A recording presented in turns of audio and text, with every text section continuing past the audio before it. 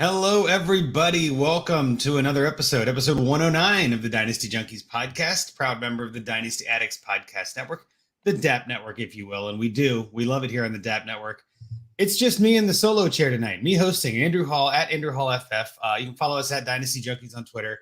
Scott was supposed to host with me again tonight, but he's had a couple of things coming up recently. He's had some, I think he's getting his tonsils and adenoids or whatever taken out. He's a father of two and has a lot going on. So our best wishes go to Scott, but we've got some great voices here for you tonight, some great minds on the Dynasty landscape. First and foremost, to my immediate left, I guess to your right, we've got Bob Miller from Dynasty Pros. How are you, Bob? I'm doing all right, man. How are you? I'm just going well, actually. This is one of those times of year where it's like feels like everything is ramping up and there's so much going on, and it's just a good time to be a Dynasty football player. You know what I mean? I just love this time of year. Yeah. I completely agree. The off season is like our season, for Dynasty. Yeah. So I'm super excited. Starting to get kind of bored now, like, oh gosh, the season's about to start. What to do now? So we've talked about everything. What is there left? Well, I'm sure we can find some stuff. Third in the host chair tonight, or I guess third on the episode. First in our hearts, John McGlynn. How are you, John? Thanks for joining us tonight. I'm a repeat customer here now. This is great. It's more than one time on the show. I was here with Sidlow before, who Scott's in one of my home leagues. I run 8 home leagues in the Chicago area, and that's how I met Scott. I called him the other day, and I had him. In our league, he had a dynasty draft that he had to pick his division opponents for. So he told me about. I had the same surgery he's having with the tonsils, adenoids, all that shit. At the same time, it was it's a pretty bad surgery. So I wish him the best of luck. I told him eat mashed potatoes and popsicles, and he'll get through it, just fine. So other than that, yeah, everything's going great. I'm looking forward to this season to start. I just got done with all my home league stuff. I got like 2 more leagues of just waiting for the 30-man rosters to be established, and then a couple redraft leagues going on, and then it's lineup setting season for everyone. I've got a nightmare going right now. One of my home leagues has been running for about 15 years now. A guy just literally dropped out of my league like a couple of days ago, and the draft is on Sunday. In-person auction draft. And, and he's a great friend of mine. His name's Jason Gostkowski. He probably isn't watching this, so it doesn't matter. But his cousin is Stephen Gostkowski, the kicker, longtime kicker of the Patriots. And, Jason and I are really, really close, and he's got a lot of stuff going on, but kind of stinks because he kind of bailed out last second. And now I've got a draft in literally 3 days, and I'm trying to fill that spot, and it's driving me. I'm losing my mind. Well, where's local for you? Maybe we can find somebody, but by the time this gets out, we got a lot of people maybe looking in on YouTube. If you're watching, maybe there's somebody who's in your area that can show up on Sunday. Yeah, there we go. I'm in Knoxville, Tennessee. So we're going to do, it's a home league I've had for, like I said, over 15 years. And it's, a dynasty auction, 1 quarterback, not super flex by any means, but we use full IDPs as well. So wow, good stuff. Next year, I'm going to put in punters. There you go. Nice. Fantasy punters. Bring them on, baby. I tell you what, your situation with that, I like I said, I run these home leagues, and it's like 96 different people in all these leagues. So I've had, Mike Tagliere died, unfortunately. James the Brain Catullus was in our home leagues. He died. I have had like 3 or 4 people that died already in our home leagues. And some people get into too many leagues. Like when COVID happened, they joined 15, 20 leagues, and then they overwhelmed. They say, I got to go. So go on Twitter and just type in your area to Knoxville, Tennessee, and then say, anybody want to, go on Twitter, find people who are Ravens fans in your area, send them a DM, hey, you want to join this league?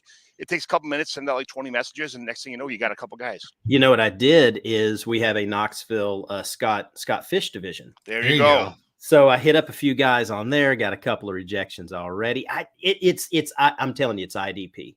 I think that's a trickier format. People are scared of IDP, and I'm one of them. I'm one of them. I tried it last year. It just wasn't for me. I'm not hating on it. I'm just saying it wasn't for me. It wasn't. That was one of the topics brought up. Don't want to jump the gun, but I was on the IDP panel at the expo, and so that was one of the questions that came up is how to get more people involved, and that was it's hard. It's hard to get 11 other guys on board for something that they don't know. That scares them, and then when you have someone like myself, who's an experienced IDP player, they're just thinking they're just throwing away money at that point. So I joined a campus camp league before I would ever think about joining an IDP league. So that's how far I am away from the whole situation. Come on. one day, my friend. One day. Well, yeah, we are getting a little ahead of the gun here. So obviously all three of us were at the expo this past weekend in Canton, Ohio. If anyone's listening and they didn't get a chance to go, I'd highly recommend it. Anyone that did get to go, I'm hoping I got to say hi to you. It was one of those events that it was like so many people that you see online in one room and mulling about the hotel and kind of walking all over the place. I'd see people all the time walking the other direction. And, it took me a second. I'm like, oh, wait, that was so-and-so, like, oh yeah. That was Bob Long right there. Like, oh, that was Bob Harris. Like, it was great. Yeah. It was awesome. And I know I finally got to meet the two of you guys there. That was awesome too. And it was just, one of those things that's sort of surreal, right? When we're all online talking to everybody, we all have our opinions, but when you see someone face to face and you get to talk football, oh, so much better, so much more fun.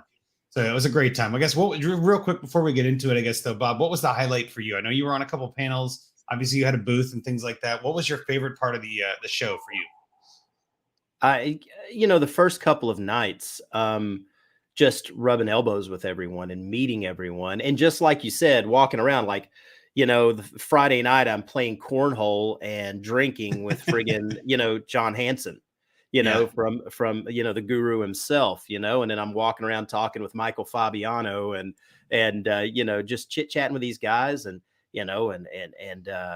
gosh, what's her name from NBC that just dogged me? Gosh, I can't think of her name. I'm drawing a blank all of a sudden. It's killing me. But she drilled me about being a dynasty player. She's like, I need an off season, by God. And Lauren Carpenter. Oh, there you go.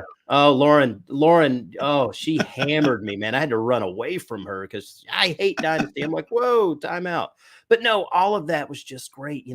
Seeing how authentic, genuine everyone really, really is, talking with people like Steffi Smalls and, just everyone, running into Andy Barron, Scott Fish, just sitting outside at the stadium, sitting there just talking with Scott Fish about different things. It was just, it was really laid back, really, really chill. All of that was great.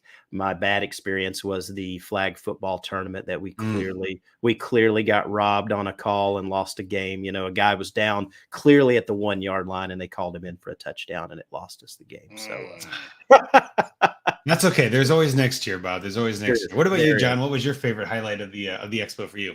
My highlight was just the entire weekend. I drove myself. I got to sit for a 6-hour drive and listen to podcasts the whole time. I wanted to have speed and just, be myself in the car in my happy place.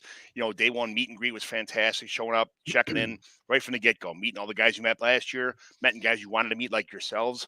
And it started to spill over in that awesome bar outdoor area. Oh, yeah. I forgot what it's called. And then the weather was great. It was happiness. Yeah. It was like one humongous home league. Like it just had that home league feel, Yeah. And then, day two, the same thing, going to do all the drafts and playing the flag football, the same thing, and meeting new people again at the end of the night. And then, day three, meeting, seeing all the different booths and meeting more people and just keeping talking. I went to some place called Fatheads. They had a peanut butter like beer and a banana beer. I've heard about this, yeah. And I mixed them both together and I made this concoction. Even though all the bartenders were trying it too, it was like, yes. And then went to Jose's Landing where I met I met like 3 or 4 people who followed me who were like humongous big shots, So I'm like, this is great. But it was drive home Monday, same thing, couple podcasts, just enjoying the moment. Everything about it was great. Meeting you guys was awesome too. Yeah, no, it was awesome. And I'll just jump in with my favorite was the impromptu tailgate we had during the flag football tournament. So maybe it's a yearly Dynasty Junkies tailgate party we're going to have. But after the football stuff all ended and the party was kind of ramping up, we were just going to go back to my car. I had some beers in a cooler. I was like, we'll just go have a beer over there while the party's getting set up and like just hang out, have a quick one for cheap, Ended up hanging out there for like 3 hours. A whole bunch of people came rolling through. I know the poll votes were in there. Others from IBT Media. Just a Mad Jester. I know that a bunch of people rolling through there. It was a lot of fun just seeing everybody. There you go. Now you're popular. But yeah, so there's a whole bunch of that stuff from this expo. So anybody that didn't get a chance to go, highly recommend it. I know for some people it can be quite a hike to Canton, Ohio. It's not the most centrally located thing, but it is really centrally located on the eastern side of the U.S. And again, the Hall of Fame. I mean, I actually got to go to the Hall of Fame this time, which was really cool. I hadn't done that before. A lot bigger than I thought, honestly. Like I saw the building and I was, when I went there last year, I was like, it doesn't look like it's that big. I don't know what I'm missing. It was pretty cool. It was really cool. They had a lot of really neat stuff in there. So again, just wanted to make sure we put a pin on that. Obviously, we're all still recovering a little bit. I know I had some late nights, you know what I mean? Just staying up till 4 a.m., drinking beer in the hotel lobby with Scott Fish and Lauren Carpenter, among many others, just sort of hanging out, just chilling. And that was the whole vibe. It was just I don't know, just like a high school reunion that we should do every year. It was awesome. So Yeah, that's a good way to describe it. Highly fan of it. Yeah. All right. So obviously that was fun. Not everybody could go. I don't want to give everybody FOMO all night. So let's get into the meat and potatoes. What are we here to talk about tonight? Well, obviously we're doing our positional series. We do this every offseason. I know last week Scott and Bobby, sorry, Bobby. Scott and Bobby went through the quarterbacks. They had a really good review of a lot of that. And I think that there is some things that we can do this week in the running back room that I'm looking forward to. So we're going to be talking about running backs tonight, how they go in Dynasty and everything like that. And I'll be honest, I had some other people that were kind of on the hook maybe to kind of do the show, but I got all backed up with the expo and totally forgot to confirm anyone. And I was like, man, who am I going to get for this? And I was like, wait a minute. Bob and I have very similar, like after the panel, we had some good discussions. I'm like, Bob would be a great person for this. And then, of course, John, who's filling in for Scott because he couldn't make it. I'm like, John's a great mind on this. Like, let's talk some running backs. So without further ado, the one question I'll ask to kind of open this up, and I'll start with you, John. How do you tend to handle running backs in Dynasty? Is it something you tend to lean on, or is it kind of, find whoever you can and not really worry about? When I was a younger man, I had the running back bug where I would always pick running backs first and go after them. As I kept, the more experience I have in Dynasty, I got away from running backs. I solidified my quarterback position. I went after young wide receivers who would pan out, and I just try to get lucky at tight end. If I couldn't get one of the top four, I just try to get maybe 3 or 4 decent tight ends in the teen range who I could every week just kind of flex somebody in. And then I always draft a bunch of promising running backs: Michael Carter, Kenny Gainwell, Isaiah Pacheco, Jerome Ford, guys like that. Like, until I'm ready to really pull the trigger on the just Jonathan Taylor, Breece Hall, Bijan Robinson types. But until then, it's all about stacking up your team. The running backs have a 3-year window in this league. That's kind of the expectation for you. See, if you look 3 years ago at who the starting running backs were in the league, you won't even recognize some of the guys. It's terrible how fast they go away. They're like shooting stars are gone. So build up your team, get all the positions straightened out first, and then go after running backs, and you're ready to make for the kill. That's exactly the way I think about it. Bob, are you on that same page? Is that kind of how you tend to handle running backs, or are you a little bit heavier? I'm a little heavier. I really, really am. I might be a little stubborn, a little old school, but every time I end up having an issue where I kind of crap the bed in the playoffs or just have a hard time when I lose, it's always, I seem like to point to my running backs. And last year I was playing in a championship game, a fantasy championship, and I'm not lying, my 2 starting running backs were Devontae Freeman and Dontrell Hilliard. That's how bad. Yeah. And that was just injuries, just bad injuries that I had, unfortunately, in that league. Don't know how in the world I made it there, but good trades in a dynasty league. But I do lean a little bit more running back heavy because wide receiver tends to be a little bit deeper. I've tried, I've experimented in some mock drafts going 0 running back and waiting till around the 7th to 8th round to take running backs. And oh man, that's not your thing. I can't. I start having panic attacks like in the 4th round. I have a hard time doing it. And some guys, bless their heart, that I've seen them do it. But I'm just not going to lean on handcuffs to other running backs to win games for me. I'm not going to be in that position. So I tend to go running back. Now, obviously, if we're in a super flex league, everything changes there. But sure. It's hard for me to take a wide receiver in the 1st round unless I'm really in the back end where those Joe Mixons or those guys, some of those guys are sitting there that I don't see much of a difference between that guy and someone I can pick up in the 2nd. No, that's fair. I mean, we're talking dynasty too. So like redraft, I think is in my opinion, redraft is always running backs. Redraft, it's 1 year. There is no window. It's this year and I'm done, right? With dynasty, I think that the way that it plays out and you kind of have a longer window when you're doing a startup or even a rookie draft. I mean, running backs are kind of where you go if you're ready to win. Like you were saying, John, I'm kind of with you on that. I tend to do maybe the mix of both. I like the hero running back. I like to have one stud that I can kind of lock down and then just sort of pivot through the other one and see what injuries come up and play backup positions and handcuffs as, the Madisons, the Pollards, the Dylans, things like that, right? As the season goes along in my RB2 slot. That way you kind of get the best of both worlds. You don't have to overinvest. You can kind of play the draft as it comes to you. But I like that. We've got all 3 kind of major options on the show tonight. This will be great. And then one last thing before we look at ADP. I know you mentioned this, John. I just thought it would be interesting to bring this up. 3 years ago, running back ADP. I'm going to read off some of these names, and some of these you're going to be like, oh, yeah, that makes sense. And some you're going to go, where the hell did they go? Well, we got Barkley, Kamara, McCaffrey, I would say they're all still up there, all still worthy. Elliott, Melvin Gordon, Joe Mixon. Elliott obviously has fallen out, but there could be some logic that maybe he deserves to be back in there. Next, we got David Johnson, Le'Veon Bell, and Nick Chubb. I remember Le'Veon Bell. What a guy.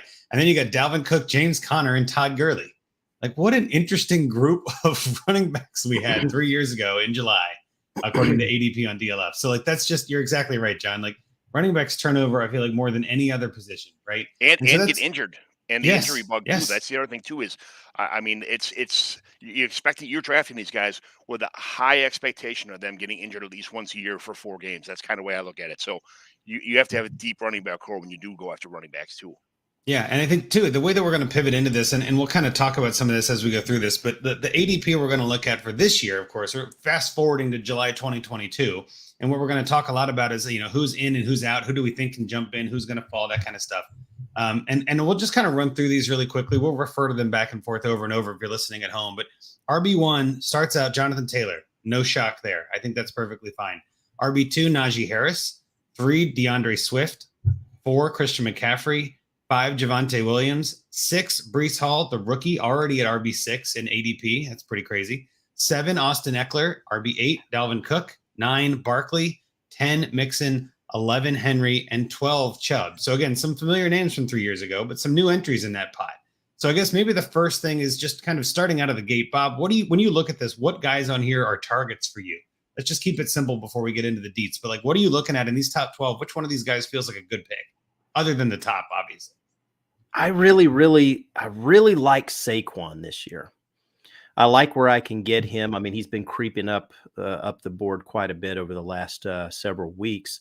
But I've done a lot. We've all done a lot of drafts this summer, and I have gotten Saquon at an incredible discount.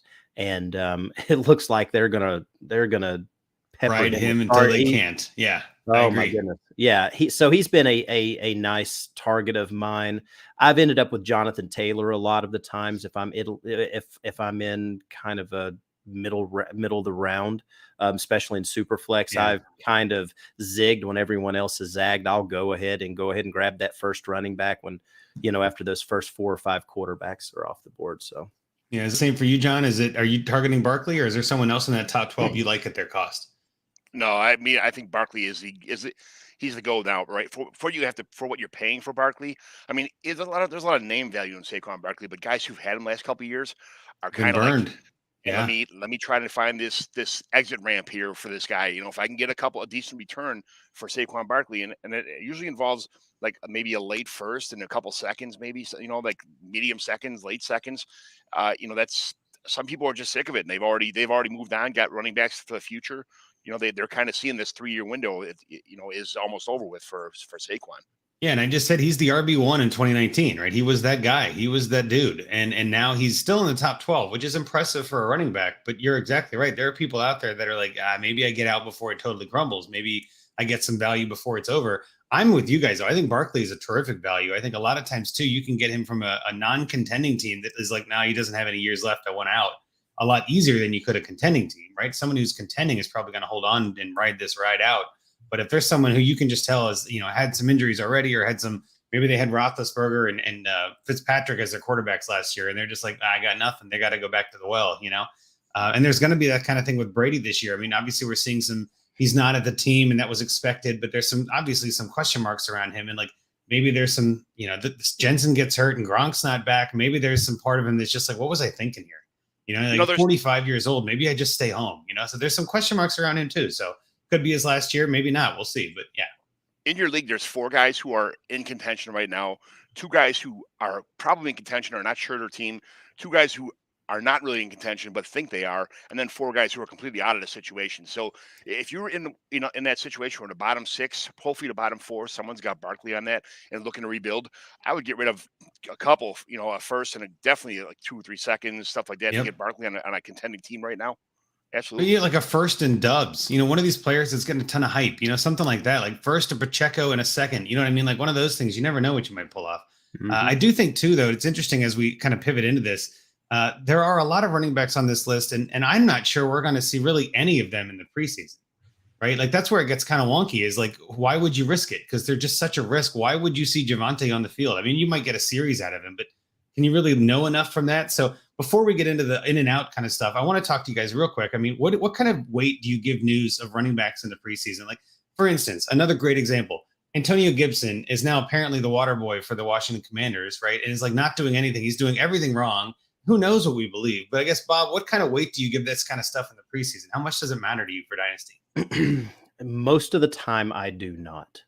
We always have this preseason hype that amounts to nothing. I mean, this Pacheco stuff's going on. A lot of people are. Oh, yeah.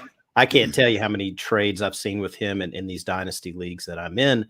But I will have to make an exception with Antonio Gibson.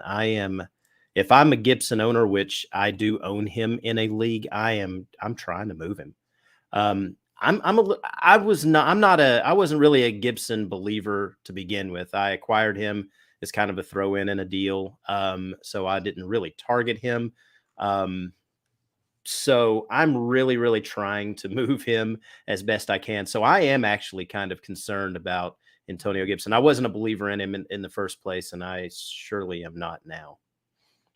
Of course. Okay. What about you, John? You on the same page with Gibson and just in general on running backs in the preseason? Gibby ain't going nowhere. He's on my team and he's staying. Like especially now for what you can get for him. I mean, you have to give him a way to get rid of him. No, thank you. I mean, I think the guy's still going to have a pretty decent year this year. You're looking at like 160 carries, 750 yards, maybe 5 or 6 touchdowns, 30 receptions, probably 200 yards, a couple touchdowns. He's not going anywhere. I mean, yeah, the preseason hype is one thing, but in reality, he's going to be a producer. The guy, look at the last couple of years of what he's done on the field. This is Ron Rivera, an old school Chicago Bears, kind of like old school mentality. I'm going to embarrass a guy when he fumbles. Can you make me look bad or teach him a lesson kind of thing?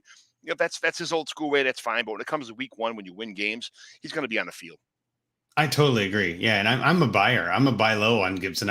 I sent a 23 first for Gibson about 3 weeks ago in a trade addicts league and got reamed for it. And I was like, I like Gibson a lot. I don't know. I mean, I feel like that was the mid first. I mean, like, I don't know. I'm taking over an orphan and just kind of see what I can do. And someone was like, oh, I would have given you a better running back than him. And I'm like, well, no one was pounding down my door. I wanted a running back. And I think Gibson's going to be the guy. And then, of course, all this news comes out. And the only thing I keep coming back to, and it's just a gut feeling, it's not based on any fact, but I remember last year, what player was it? Somebody couldn't catch the ball because of the stripes. And who was? Oh, that's right, Jamar freaking Chase. Like, come on, man. Let's be honest. There are definitely some things in the preseason that you care about. I don't really care who's playing with the 1s and the 2s. I don't care about the depth chart that the interns put out. Yeah, you can look to that to create a narrative if you want, but I just don't believe any of that. It's not even a drumbeat anymore. It's more just like the media looking for a story. And I will gladly buy the dip on Gibson. I've said this before. I was out there on Twitter even this week, and I said, buy the dip. And someone's like, no, don't buy this dip. And I'm like, well, if you don't think it's low enough, fine, wait. But I'm saying I'm interested whenever you feel like it's time, go get him. Because I think that there are definitely people like you, Bob, that are like, nah, I'm out. I don't trust it. I don't want it. And to do that, you need a buyer. So I'm glad that we can all be on the same page in a sense and just say trade with, for, and against Antonio Gibson. I've got a buyer. He threw me Elijah Mitchell. So what do you think about that? That's I would take Gibson over Mitchell in a heartbeat. But what do you think? You think Mitchell's better? I didn't accept the deal. So okay. Yeah. So, I think you should be able to get a piece on top of Mitchell for Gibson. That's just my opinion. Like that just feels light to me. No, everybody does it different. And I'm not trying to say anything is wrong. It's just for me, I value Gibson significantly higher than Mitchell. I don't know what to trust in that San Francisco backfield. Like, this year's Mitchell could be Sermon. Yes. As weird as that sounds, it's like we don't know what we're getting into over there. And again, it's the same kind of chaos in Washington. So I guess it's hard to compare those two apples, even though they're both apples. But let's get a little bit into this. Like we were just talking about the top 12 ADP, right? And for this exercise, the thing that we do this every year. We do it every week. Who in the top 12 now will not be there next year? And so we'll go round and round one by one and see until we kind of run out of things to talk about. And Bob, I'll start with you. Who is one running back in the top 12 who you think will be out of the top 12 next year? Gibson is not on this list for clarity. I'm low hanging fruit here, man. I'm going with Derrick Henry. And I'm guessing it's just because of the amount of carries and just the longevity. You just don't think he's got it left in his tank? Or I think it's just going to be the age mainly. We're talking dynasty here. He's going to be 28 going on 29. And I'm the guy that tends to get rid of a guy a year early than a year too late. And I just don't see him being in the top 12 next year. Okay, that's fair. John, do you agree with that logic at all? Oh yeah, that's he's one of my three also. He's going to. It's one of those things where it's like when you have a brand new car and you had it for a handful of years, it's been real good to you, and then something happened with the engine, and the mechanic's got to take the whole thing apart and put it back together. That's what happened with his foot.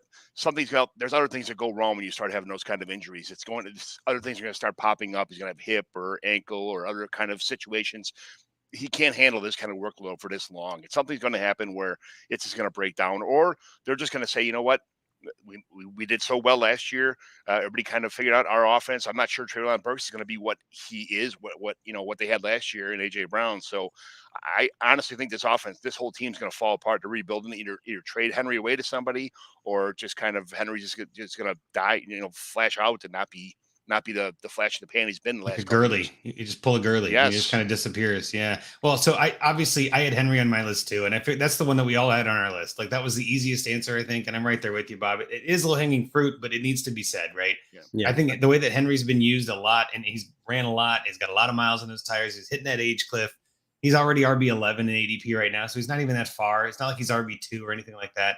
So yeah, I think we all kind of agree. And I think the whole point of this too is like ADP is not necessarily what rankings are. ADP is where do the people value him. And I think you're right. Next year, come one more year, one more season, I'm sure there will be an injury of some sort that causes even more owners, more managers to kind of be out on him. I'm with you. I think Henry makes the most sense to drop out of this. John, what about you? What's another name on this list of top 12 that you think will be out of the top 12 next year? Austin Eckler. He had such a good year last year. It was unbelievable. Nobody expected that where it came from. And he's a guy, he likes social media. He likes being in the NFL. He likes being on a team. He likes the exposure. He enjoys being a football player. He wants his career to last very long. He doesn't mind sharing the wealth with anybody else. They brought in a running back to share. He's more than happy to share the carries. He is not trying to be an all-purpose top 12 back. He doesn't care. He wants to be a producer for the team. He wants to help the team win, and that's all he really cares about is staying in the NFL for as long as he possibly can and enjoying the ride while he's here. He's not going to be in the top 12 next year. Well, it's interesting you bring that up too, because Eckler specifically said, I want someone to come carry the ball with me, right? He wants a running back by committee. You don't usually hear a lot of top running backs want that. And in fantasy, what we're looking for is that bell cow. And so if he's not going to be and doesn't want to be, it's tough to think that he could continue to be. I get that logic. The running back position now is a streamlined business. It's no longer the days of the old guy, who, if you can handle 7,000 carries for 5 years, for 4 years in a row, we'll give you a new contract. And there's no more contracts anymore. It's, hey, no. I used you, I abused you, and get the hell out of here kind of thing. That's unfortunately, that's how it is. Is that what you think too, Bob? Are you on that same kind of page with Eckler? I slightly disagree, but I get, John, I get exactly what you're saying. I think that Eckler is going to have just maybe one more year in the top 12. I'm not going to say he's going to be a top 5, top 6 guy, but I definitely can see him being in that 10 range this time next year.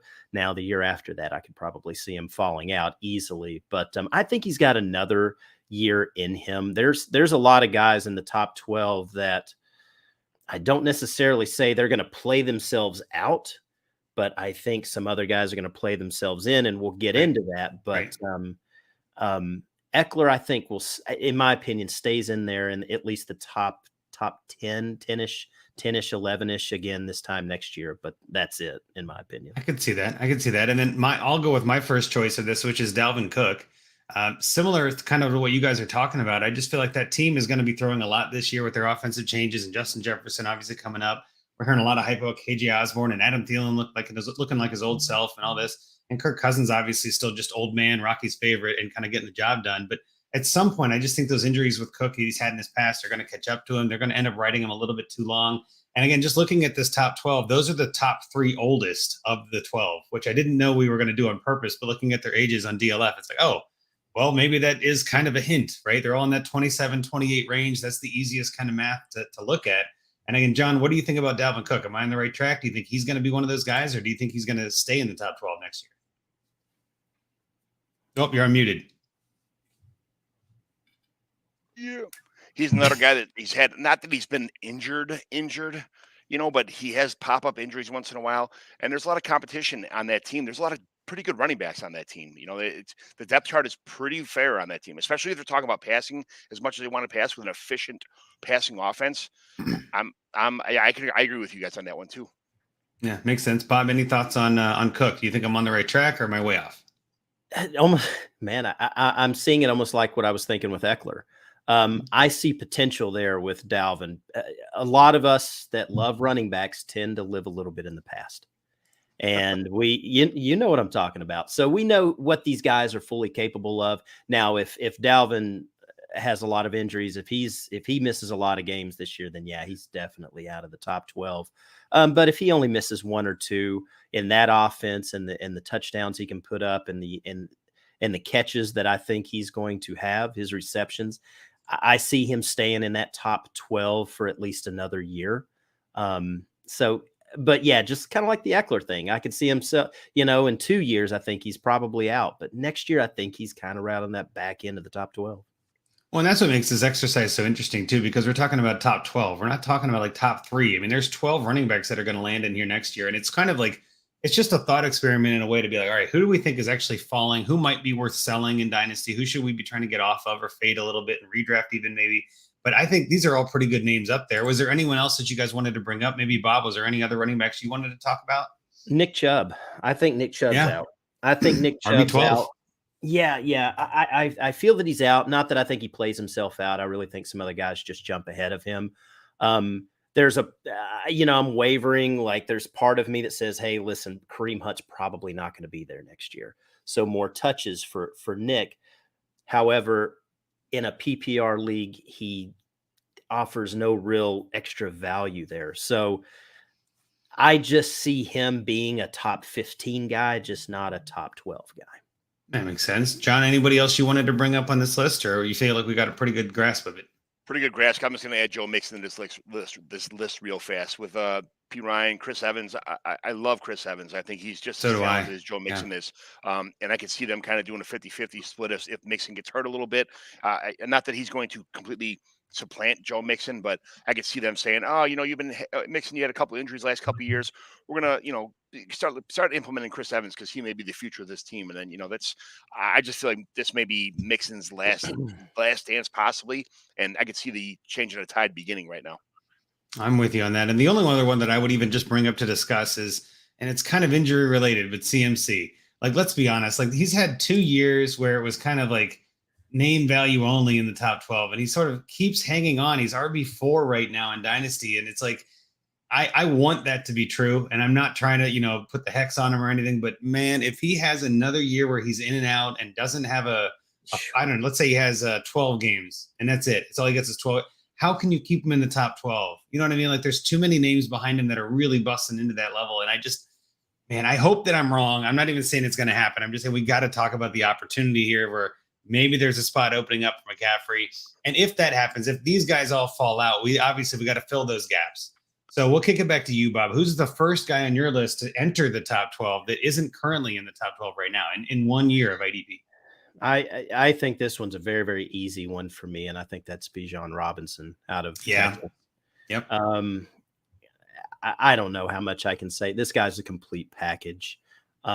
He's got it all, and he's better than Breece Hall is number 6 right now, and he's far better than Breece Hall.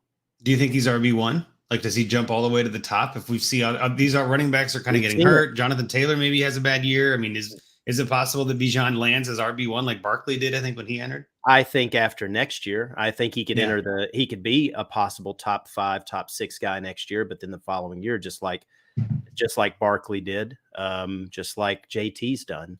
I could see that happening with him, but I don't think he takes over the number 1 spot next year. But it wouldn't surprise me if some startup drafts, if somebody took him number 1. Well, he's got a lot of name hype. Everybody loves Bijan. I know, John, you had Bijan on your list. Got any thoughts, I guess, to cover on Bijan? Are we on the same page here that he's just a stud and we should just wait for him to enter? He's just a stud. That's the only thing that would prevent him from like being everything that everybody expects is landing spot. Because if he lands on this terrible, terrible team. Let's say he goes to Houston. And supplants Damian Pierce.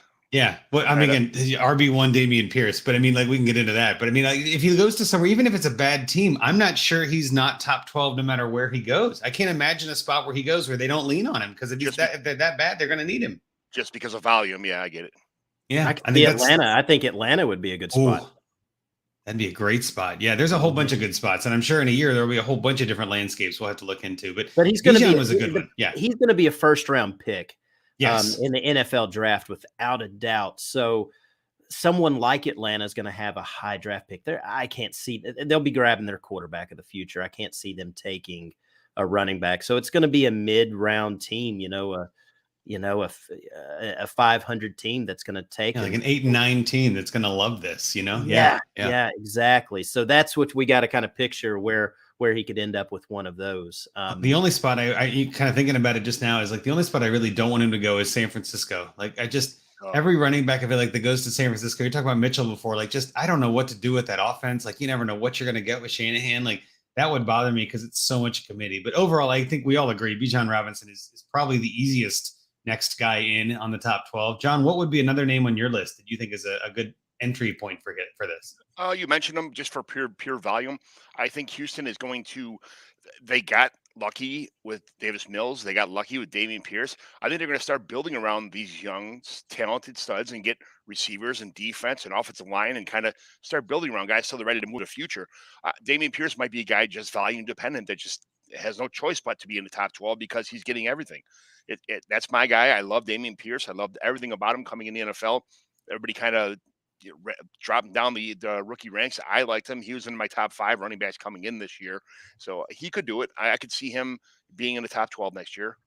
That'd be a meteoric rise. I would love to see that. I mean, that's kind of a hot take, but I'm not against it. I'm not saying it's wrong either. Like Damian Pierce, top 12 running back. What a story that would be, right? Yeah, right. Like kind of getting he's going in, I don't know, the 5th, 6th, 7th round of redraft leagues. Like he's not getting love this year, and I don't know why. He's terrific. And I'm not saying he's the best running back in the league. He's not like you said, volume dependent. He's going to have so many opportunities. I can't help but just fall in the top 12. I agree. Yeah. And any thoughts from you, Bob, on Damian Pierce? Are you kind of on that same page, or is that crazy talk putting him in the top 12? No, it's not crazy talk by any means. I love him as well. And I think by midseason he's the starter, and he's getting. He's not sooner. I mean, he could be week 1. We don't know. I mean, there's really good. I think they're going to play around with this Rex Burkhead, Marlon Mack crap for a couple of games. Yeah. But the cream always rises to the top. It always happens. So. Obviously, by mid-season, Damian Pierce is the guy. I could see him jumping and sneaking into the top 12. I don't know if he's going to leap. I had 2 guys coming out, 2 guys going in, and I just can't see him getting to that point where he's overtaking someone like Bijan Robinson or something. Yeah, Mixon or any of those guys. Yeah, exactly. I think he's going to be a fantastic player. But just not quite up there just yet. No, I hear you there. And I think the one that I'll go with as my first option is Dobbins. I think a lot of people are worried about the injury and they're kind of hesitating on him. And I mean, I know you're a Dobbins fan, Bob. I know. And I almost feel bad bringing it up as a Bengals fan. I don't like talking about Ravens, but we're in dynasty mode. We're in fantasy mode. I'm okay with it. And I think J.K. Dobbins is a stud. Honestly, I think he's one of those running backs that can do it all. He can catch passes if they need him to, but also, not even that. I mean, volume is going to be key, but the game plan is going to be running. The Baltimore Ravens like to run the ball. They like to grind the clock. And I think when you add all that together, he's going to come back from this injury. And I think he's going to wow people this year. And they're going to remember, oh, yeah, that's the guy. And he's going to raise up and be part of that top 12, right around that 9, 10, 11 range is where I'm guessing. But I think that he's going like RB 15 or something right now, RB 20, somewhere in that range, and RB 15. And it's like, that's not a far leap to get him into the top 12. So it's kind of cheating in a way, but I also feel like he definitely deserves to be in that conversation. I know Bob's a fan, and we'll get to you maybe if you want to have more info. But John, what do you think? What do you think about Dobbins? Is he kind of a top 12 guy for you or not really? I don't know if that field is made of banana peels or something, or what's going on, why everybody gets hurt over there, but the entire team gets hurt all the time. And it's just terrible that, and the other thing too is the depth chart. It's Dobbins and it's Gus Edwards when he finally gets better. He's on the pup right now, but Mike Davis, Tyler Batty, Justice Hill, they're probably going to cut one of those guys. And then you got a quarterback that runs the ball most of the time too. Yep. They throw the ball, anywhere between 450, 550 times a year, but it's a defensive oriented running the ball team, but they don't have like a guy. So besides Lamar Jackson, I think will be the guy, and everybody else is just going to get pieces, breadcrumbs across the board. So that's why I just don't feel like he'll be anything special. That's fair. And then Bob, I guess you're on the same page. I'm guessing. I saw you kind of sweating a little bit earlier. You're just getting so verklempt. I mean, you're a big fan of Dobbins. I'm guessing, right? Getting a little hot and bothered all this Dobbins talk. I really, really want to put Dobbins in the top 12. I really, really do. I think he's just going to be on the outside looking in just slightly. Gus Edwards is not ready. He is not ready to play, and he may not be ready week 1. That's a big, big deal because I think they're going to really see what they have in JK. And we've all seen those tweets a couple of weeks ago where it was reported he wasn't ready. This dude is chomping at the bit. He's ready. He has got a chip on his shoulder. Yep. And we can't forget, I mean, his rookie year, he averaged 6.0, I mean, 6 yards per rush. Yeah. He had double digits touchdowns as a rookie. Yep. I had big expectations for him last year, and he got hit right in the knee in preseason, and that just broke my heart. So I expect a lot of carries for him. I don't see how we couldn't see he stays healthy, 15 touchdowns out of him. I mean, I totally agree. And so that right there could put him, in that top 12. I want to see it. I'd absolutely love it. But to me, the guy that he would probably overtake to sneak into that top 12 would be someone like Joe Mixon. I've got Henry, I've got Nick Chubb out, and that next guy possibly would be Mixon. That's fair. And who's your second name? If you had to go through one more round, we'll get some quicker ones on this. Another name that you think could hop up in there. I have been singing from the rooftops. If there was a mountain called Mount Cam Akers, I would be on that mountain. I am a huge Cam Akers guy. I was a big Todd Gurley guy. I was screaming Todd Gurley's name when no one else was, even after that crappy 2017 or 18 Jeff Fisher's last year. But I see a lot of the same type of production. If Cam Akers, knock on wood, stays healthy, he is fantastic in the passing game. He is very explosive. He is completely ready this year. And in that offense, to me, he stays healthy. To me, he's this year's Austin Eckler. Yeah.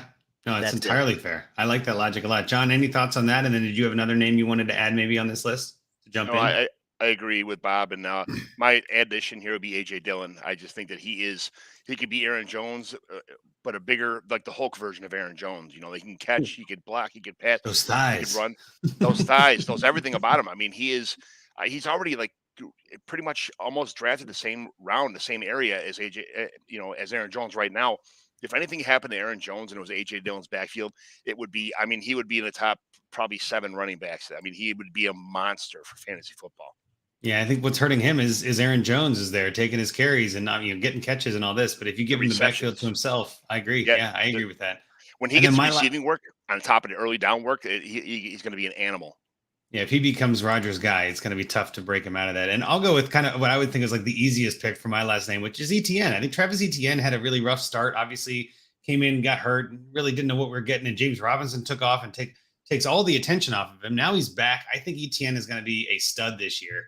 He's currently RB13 in ADP, so it's like, well, that's only one position up. That's not hard. That's not asking much.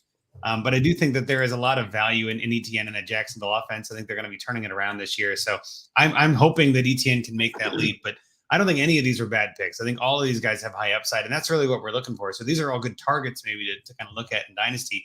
Any other questions on running backs before we get into the Find Me a Trade segment? Anything else you want to discuss? Any rookies? Any other, I don't know, two-headed monsters? Anything like that you want to bring up before we move on?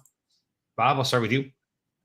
No, I don't really think I have anything. Earlier we were kind of talking about, drafting running backs. A guy that I was targeting late, we were kind of talking about taking that hero running back maybe in the first or the second, and then waiting and rack up on wide receivers, maybe get that stud tight end. A guy that I keep falling back on that I get at just a super great deal. And I could be wrong, but I'm really liking Damian Harris, picking up Damian Harris and Ramondre Stevenson. I'm going to have, if one of them blows up, I've got them. And I can get them in that, where are they looking right now? 8th round? Yeah. I love, maybe going at stud running back, maybe getting if I can grab Kelsey, or if it's Dynasty, I'm targeting Andrews possibly in that 2nd round. And then I'm racking up on wide receivers and then grabbing those Damian Pierces, grabbing those Tyler Algiers, something like that, and getting someone like a Damian Harris and Ramondre Stevenson. I love that strategy. I've loved every one of my teams that I've drafted by doing that. Yep, that's a good one. And John, anything from you? I know I got a couple things I can bring up, but I was curious if you had anything else you want to discuss about the running back groups this year. Just the last, I think one of the most underrated running backs this year is going to be Josh Jacobs, and one of the most overrated like running backs, Miles Sanders. Just I think they're all. You think Miles Sanders is overrated? I think people are expecting him to have the same situation as Melvin Gordon had, where he's going to come back and get 14 touchdowns after he got 0 touchdowns this year, and all of a sudden he's going to be the savior of the Eagles' running game. And I don't know if you guys hear that kind of chiming around the podcast and stuff, but that's what I hear going around. And I'm like, no, it's not. He's going to get 150 carries for probably 700 yards and a couple touchdowns, and it's not his backfield. Josh Jacobs, here's the thing. Like, I just think that he is going to be a guy who they didn't renew his contract. They got nothing to lose. Here you go, man. We're going to give you the ball 7,000 times this year because we don't care if you die or get hurt or, fall off the face of the earth. Right. Here it is. They're going to use him and abuse him. And that's okay. See you later. And if he does that good, they might sign him to a long-term deal. I don't see it happening though. This is the NFL, which means not for long with these, these contract not for long. situations. Yeah. So I just think Josh Jacobs is someone that people are passing up on, which I'm buying. Same. Miles Sanders is someone, if I had on my team, I just sold him in like 3 drafts this year during the rookie draft. So that's Bob, you had something you want to add there? The Raiders. That could be that 500 type of team that ends up with Bijan Robinson. Ooh, man, that'd be a good team. And I want to bring this up too. Again, I'm a Bengals fan, unabashedly. I don't hide this. Recovering Ridley Truther in the chat. Do you think Chris Evans takes over the Bengals RB2 job by week 8 over Pirine? Been stashing him everywhere just in case. I have also been stashing Chris Evans wherever I can. He looked electric in that first preseason game. Now, again, playing against the second team offense here and there, he had a big, huge run called back by holding on Thaddeus Moss. It was like, it was like a 50-yard run. I mean, just that's what I'm looking for. And so, especially in the preseason, you're going to have a lot of those kind of mental mistakes. You're going to have some of the refs making weird calls. I think Chris Evans is showing out this year. I think he's done being the backup. I think he wants that job. And I kind of agree. I think his talent set is very similar to Mixon. So I don't know if Pirine's going to be the backup for long. I think it might not even be week 8. It might be sooner. But I mean, that would be an interesting development too. If Evans becomes a solid like Pollard option, like one of those guys, like a Ramondre, one of those guys that you just start to see on the field more, because Mixon, not only is he a little injury prone, but they're going to have to spread him around. They just signed him to that second big contract that running backs don't get. I don't know. I feel like there's a chance that Evans could be the guy. And here comes Kyle Sender in the chat to follow it up. Seems like Chris Evans might take over the third down role, but I would guess Pirine is the pure backup. Maybe that's the logic we're going by, and I don't hate that. But if you're the third down back and can start to make electric plays, you become the second down. You become the backup. I just don't know if I trust Pirine. I guess I got to see something out of him in the preseason, and maybe we won't get that opportunity. But I don't know. I'm just not that wowed by it. But I guess let's move on to find me a trade. Let's talk about this for a minute. I know we got into some running backs. I think we had some good conversations there. This week, find me a trade submitted by Dave Waller at The Prevalent One on Twitter. He gave us a sleeper league. The league is Forever Unclean, which is obviously a league reference. You can't go wrong with that, right? That's what we all love to hear. I think this team is just named at The Prevalent One. Classic sleeper move where it's just your name. Like, I hate these, but I get it. You know what I mean? Like, there's not a lot of creativity. But again, that's how sleeper is. That some of those team names are just everybody goes to fault. This team is a 12-team Superflex, start 11, 24 bench, 5 taxi, 3 AR. So you could have 40 players on this team. This is a deep roster, which makes trading a little trickier because there's a lot of players that people already have. It is a PPR and then an additional PPR for tight end. So this is where I got into this question too. Like, is it a 1-point tight end premium or is it 2.0 tight end premium? I never know how to call that. I say it's PPR with a 1-point tight end premium to try to convey that thought, but sometimes that gets confusing. But it is super flex, like I said. So you got quarterback, 2 running back, 3 receiver, a tight end, 3 flex, and a super flex to get to those 11. Dave's thoughts, he says here, I'm not really sure where to go with this team. He pulled off a couple of trades and really locked in his QB situation, which could have me competitive, but he's not very deep. And without his own 23 first, especially thin at tight end, which I know Bob's going to mention, and then would love any advice that you guys can give. So while I pull up his team, Bob, any thoughts on that tight end? I know he's got Dawson Knox as his starter, but what do you think about that? I don't like it. It's unfortunate. I don't know what kind of deals he's made, but not having a first-round pick really kind of hurts. But he does have 2 second-round picks. Yeah. So let's actually real quick. I hate to cut you off, but let's walk through this run lineup really quick because I think you're on the right track here. He's got Herbert and Mahomes. Mm-hmm. And that's not bad for 2 quarterbacks, right? But then he's got David Montgomery, Ramondre Stevenson, and Antonio Gibson currently in his starting lineup for running backs. I don't mind that. We were just talking about these guys, but none of those are studs, I would say, right? They're all probably RB2s or 3s.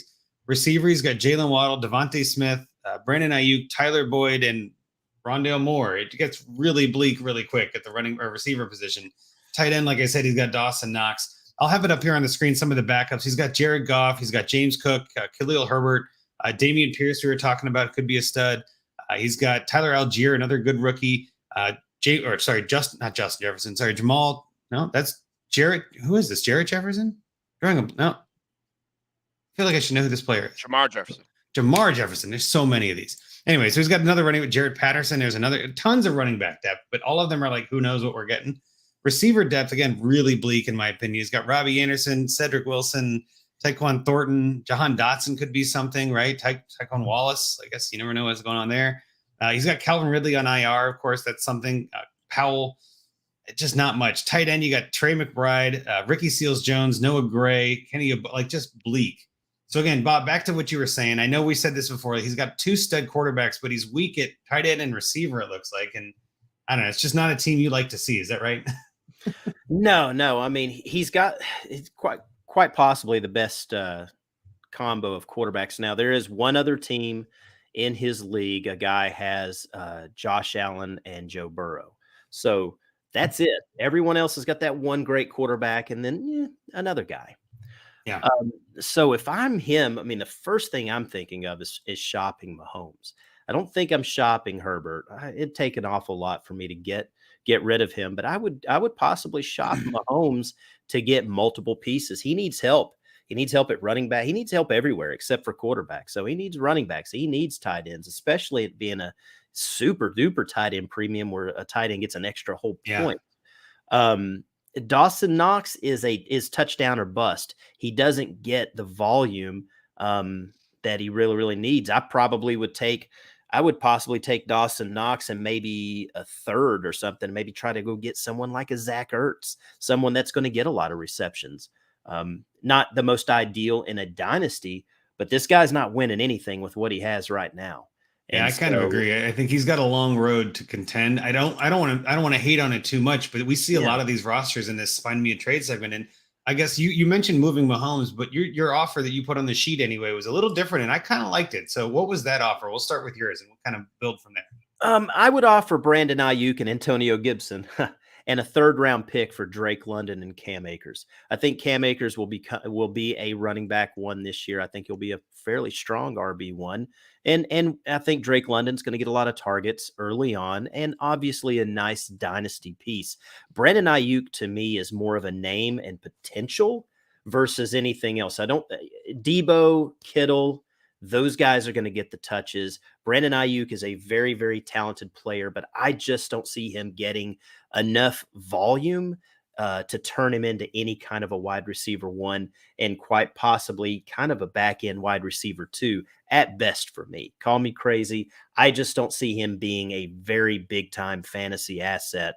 I think the potential there is more than what he's going to produce. And Antonio Gibson, like I said earlier in the show, I'm just a little bit concerned. I don't want to be concerned about possibly my RB1 being a water boy. I think he's going to get some touches, but I don't want my RB1 turning into a 3rd down back. If I can get something for him now, I think that Cam Akers and the 3rd-round pick is a dart throw anyways. I would take Drake London and Cam Akers any day for Gibson and Ayuk.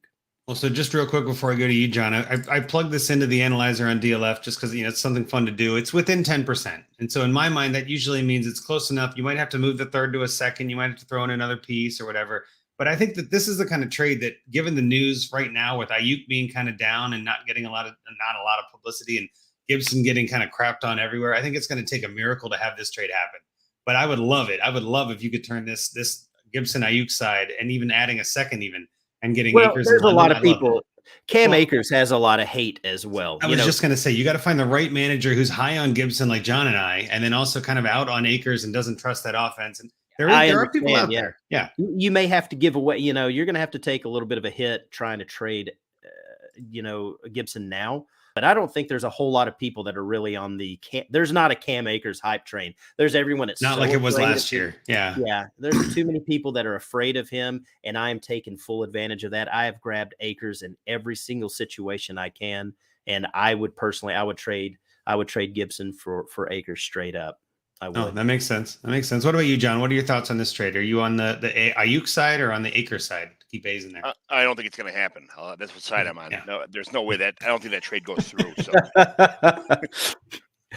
I wouldn't do it, but I would love to take the London and Akers side. If I had those two, I don't think I would make this move. I think it would take something more than Ayuk. I was even going to say if you swapped Ayuk for Devonta Smith, make it a little more attractive there. Maybe Ayuk and Smith are similar to some people. I think Smith is significantly better.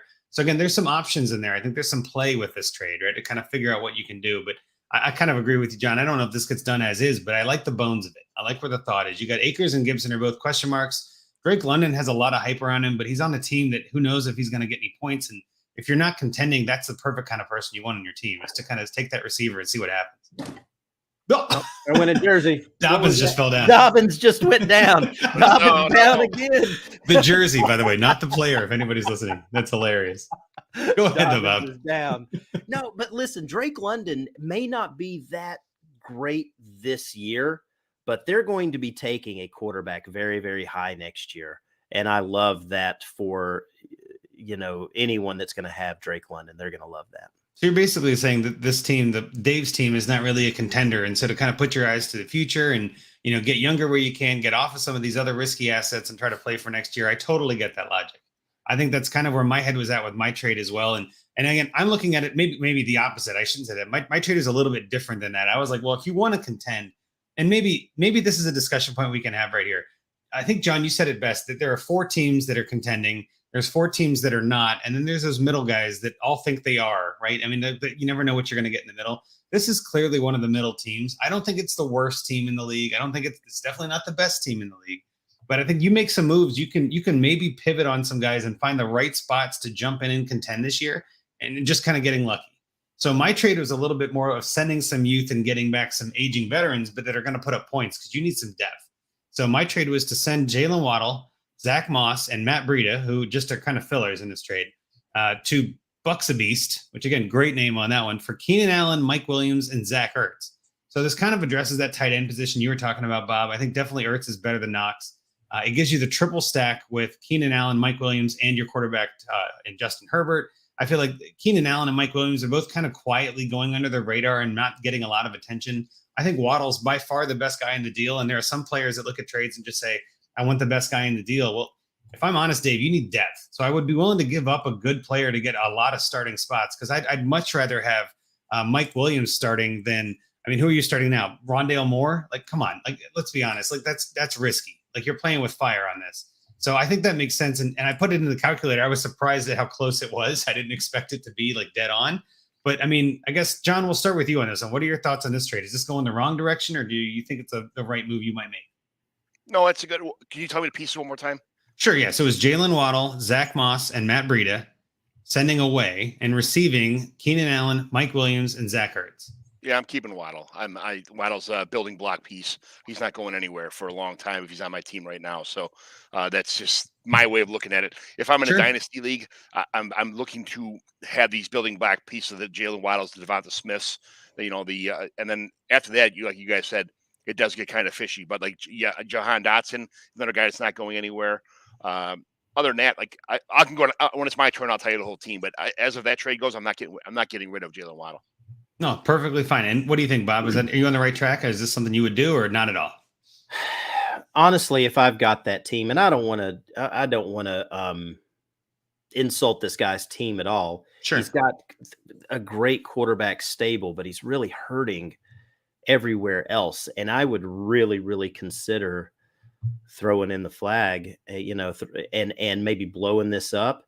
There's a team, not to get ahead of myself, but there's a team just right beside that, right beside him. It's Magic Skull Bus 18. Yeah. Who has, I'm looking at this guy and he has multiple first rounders next year. In fact, I think he's got, looks like to me, he's got four first rounders. He's got 5. Does he? Okay, he's got Yep. 5 first-rounders. He has Lamar Jackson, but he doesn't have anything else. He's got Jameis Winston, who's got on the block, Jacoby Brissett, and his running backs are that guy's running backs are pretty rough.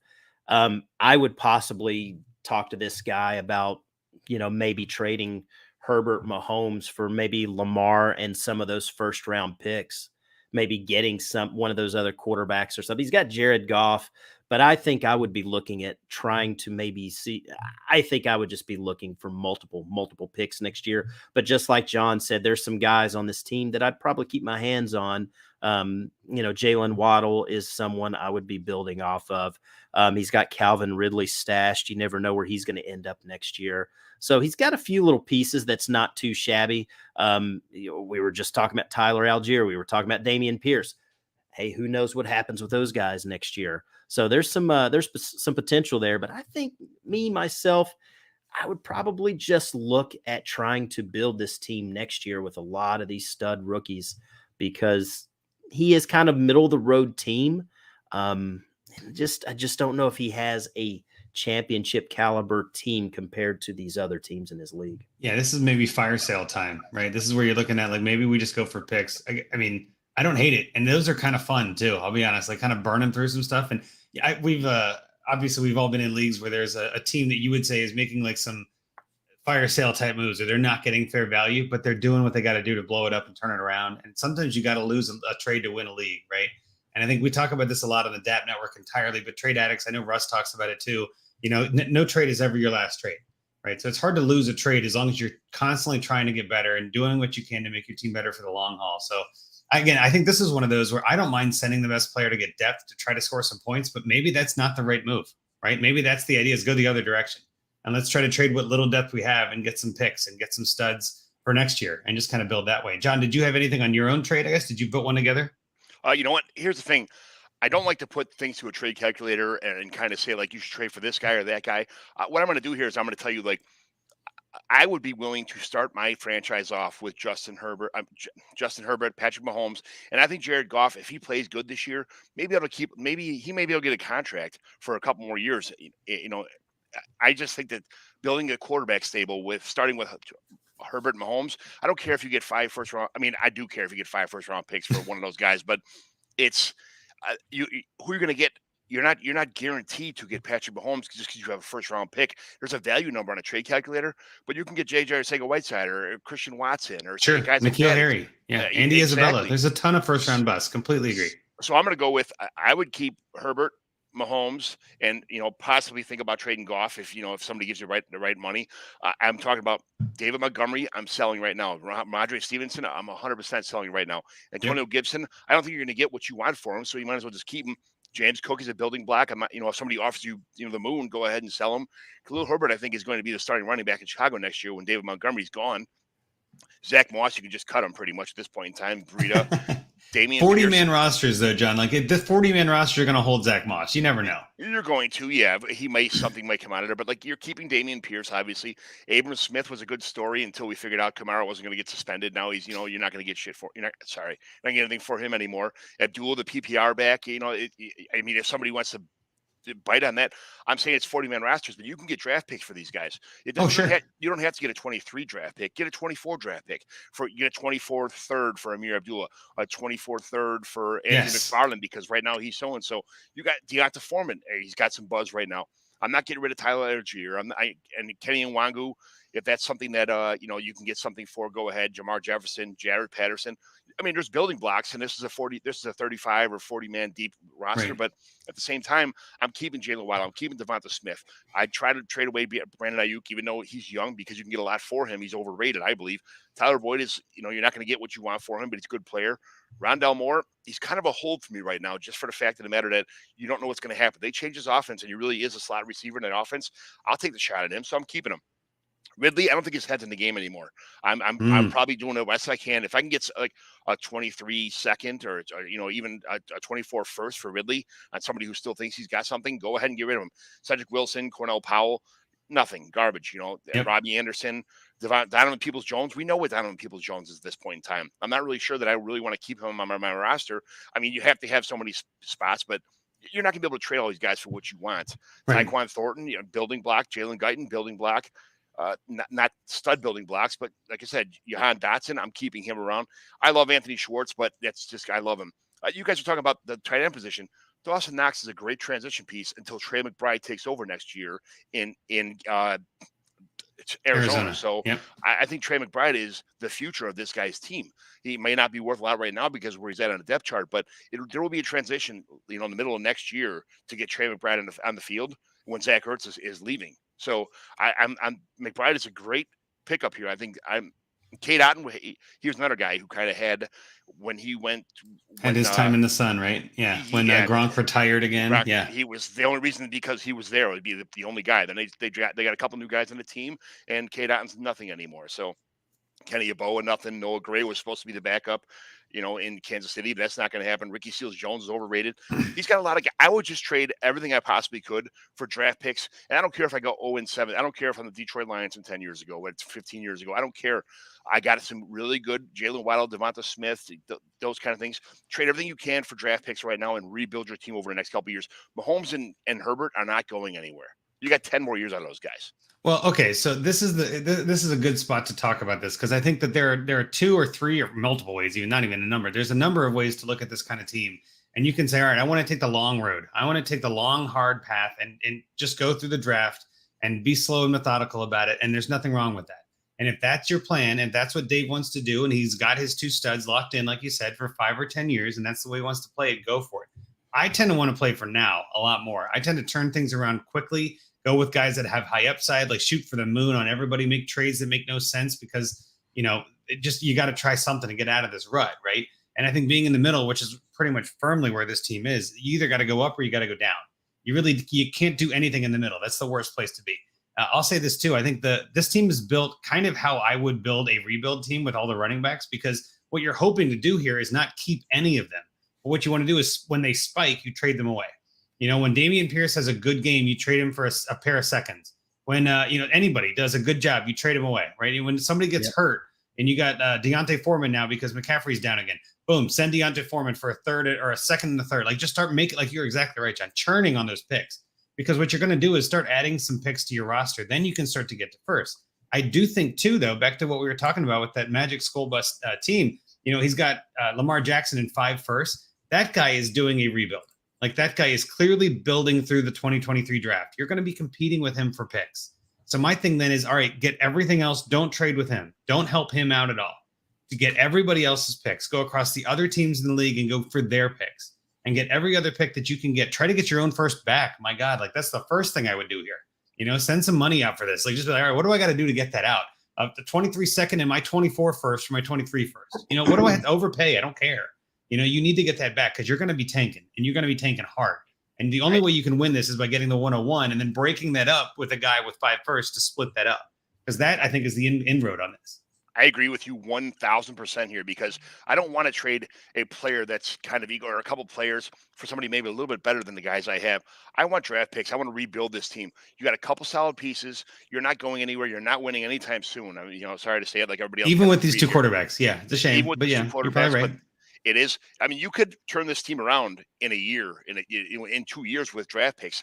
I don't think there's a player that I'm targeting besides, if you could do something, add 3 of these guys to get a Chris Olave or somebody like that. Yeah. Hey, have it, Jameson Williams, the guys who are hurt right now that somebody needs to win right now. Go ahead. But Ramondre Stevenson, I'm not sure his value is going to go up any more than it is right now when they're talking about Damian, Harris being traded, and Ramondre being the PPR guy, playing the Harris role, or, the receiving role. He's got to go right now. He's a 24-year-old running back, about to be 25, and it's electric, his value right now. He's got to get draft picks. He's got to rebuild. Don't trade for anybody. Just get rid of your team and pick up a bunch of waiver wire fodder until next year when it's draft time. I like that. Bob, your thoughts? Why not instead of trying to compete with this guy that's got, who has 5 first-round picks, I'm going to him like, listen, I've never really had to rebuild. I'll be honest. I've always been competitive, always made great trades. I've never had to blow anything up. But if I took over this guy's team as an orphan team, I'm blowing it up. I completely agree with a lot of what you said. I'm trying to rack up draft picks after everyone, has a great game. I'm racking up, but I have no problem keeping Herbert in on this team for the long haul, but a lot of what I would want to do with it would revolve around trading Mahomes. If that guy, I want to take some of his first round picks. He has Lamar. Maybe I do offer him Mahomes and see if I can rack up a lot of his first. I couldn't see if he had any seconds, but maybe try to get 3 of those firsts or something like that. Maybe end up with a CJ Stroud or a Bryce Young next year or something like that. And maybe getting like Bijan Robinson or something like that. I think I would really, really strongly consider that, because this guy's team, other than those 2 quarterbacks, he's weak at running back. He's not very good at wide receiver. Well, but maybe that's the catch too, though. He's got Montgomery, Stevenson, and Gibson. Like, those are all 3 guys I'd be shopping right now as people are starting to put their lineups together, and they're starting to notice their weak spot might be RB2, right? And I'm thinking that other team, if I did send the guy that owns Lamar Jackson and those 5 picks, those 5 first, I'm looking at his team. I don't see a whole lot there.